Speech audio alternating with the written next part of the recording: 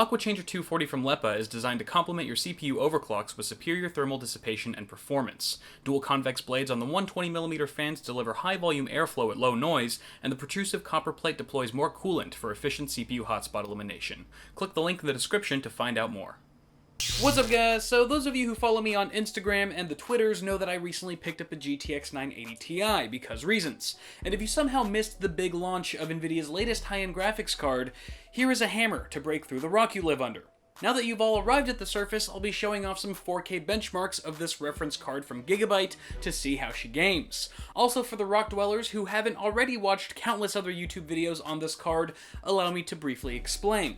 Since the reviews have hit the web, the general consensus is that the GTX 980 Ti is essentially a Titan X with 256 less CUDA cores and half the VRAM, going from a 12 to a still gratuitous 6GB frame buffer. And that's basically it. I mean, the 980 Ti is essentially using the same GM200 GPU, it's got the same base and boost clock, memory bus with TDP.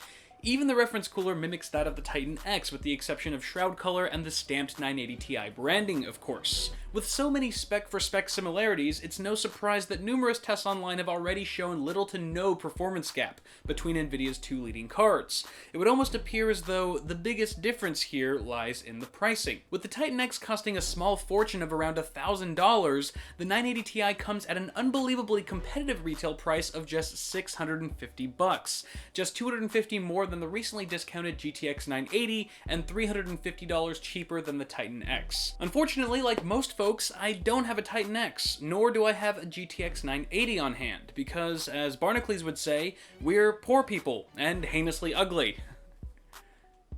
He never called you guys ugly?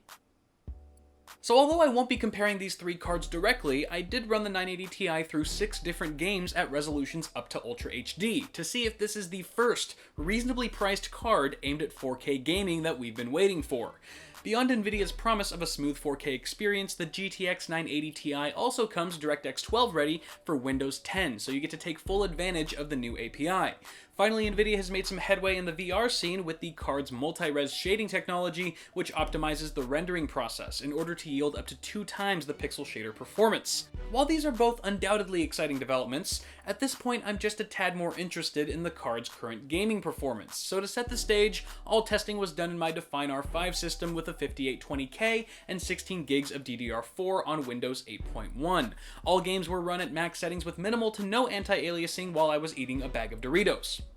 It affects the results more than you think. To squeeze the most out of the GM200, I dialed in a pretty hefty overclock, taking the card's max clock speed to just south of 1.5 GHz. And even with such a boost, I was glad to see the card staying under 87 degrees Celsius throughout my testing. Kicking things right off with GTA 5, we saw excellent performance at 1080 and 1440, and a somewhat playable experience at 4K, coming in at 40 FPS. While you can easily get away with playing Rockstar's latest title on a low-end video card, the game's immense scalability can also bring a card to its knees with everything maxed out, not to mention having anti-aliasing enabled. Out of pure curiosity, I decided to rerun the test at 4K without MSAA, and saw a nice jump to 54 frames per second. I should also note that even GTA 5 couldn't max out the card's 6GB frame buffer, as it topped out at around 5 gigs. With Metro Last Light also being a hard-hitting title, we saw almost the exact same frame rates across the board as we did with GTA 5. While the card continues to chew through 1080 and Quad HD, its 4K performance falls short of wowing us when pitted against the developer's taxing in-house A4 engine. Evolve follows suit with its 4K results at 41 frames per second, though by now we can guess that the GTX 980 Ti is capable of delivering over 60 FPS in just about any maxed out game running at 1440, which is still an exciting proposition. We even get close to tripling our 4K frame rate when moving to 1080. Hitman Absolution is a title that's nearly 3 years old now, but its densely populated crowd scenes and thorough use of DX11 features can still make a GPU wet the bed at night. However, our card in question did fairly well, nearly hitting 50 FPS at Ultra HD with MSAA enabled. By the way, a GPU has never actually peed the bed. They've clux-peed. Moving on to Battlefield 4, we once again hit closer to 40 FPS at 4K, but see through-the-roof gains at 1080 with 140 frames per second. And finally, the card struggled the most at 4K in Crysis 3, just barely making 30 FPS on average, though still maintaining above 60 frames per second at 1440.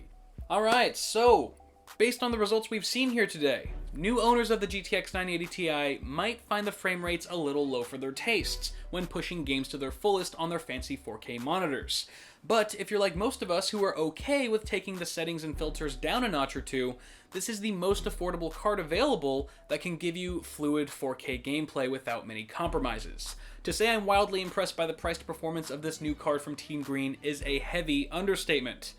As for the Titan X, the extra CUDA cores and 12 gigs of VRAM will be worth the hefty premium for only the most serious of content creators and enthusiasts. But if you're simply looking for the best performing sub $1,000 single GPU graphics card for you to game your ass off with, the GTX 980 Ti assures us that no ass will be left behind. But that's going to do it for now, guys. Feel free to let me know what you think of this card in the comments below, and don't forget to toss me a like on this video if you enjoyed it. Before I sign off, I want to thank today's sponsor, lynda.com. Did you know that they have tutorials on how to be a YouTube master? Like this video on the top 5 tips for making an awesome YouTube channel. So come on, guys, don't be shy. It's free to try. What are you waiting for? Go ahead, I implore. I'm going to stop rhyming now. But I'm afraid I've forgotten how. If you're interested in learning cool stuff about neat things, cruise over to lynda.com/awesomesauce for a free trial and learn something new today. As always, guys, check out my store for shirts and feel free to bookmark my Amazon affiliate link down below and use it when you buy stuff. I can't stress enough how important the affiliate link is to me, guys. If the affiliate link was like a sports bra, I would be like a pair of boobs, because, you know, support. Just be my sports bra. Get in there. I'm Kat with Awesome Sauce Network. Thank you guys for watching. Subscribe to the channel if you haven't already, and I'll see y'all in the next video.